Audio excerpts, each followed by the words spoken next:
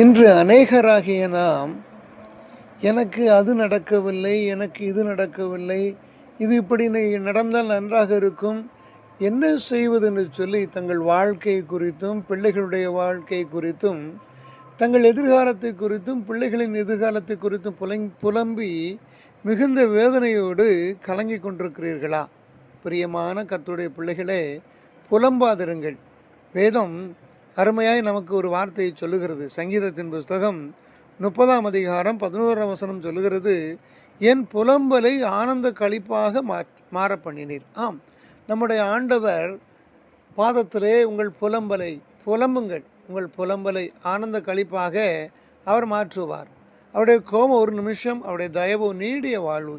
சாயங்காலத்தில் அழுகை உண்டானால் பகலிலே களிப்புண்டாகும் என்று சொல்லி வசனம் சொல்லுகிறது. ஆகவே பயப்படாதிருங்கள், உங்கள் புலம்பலை ஆனந்த களிப்பாய் மாற்றுவார்.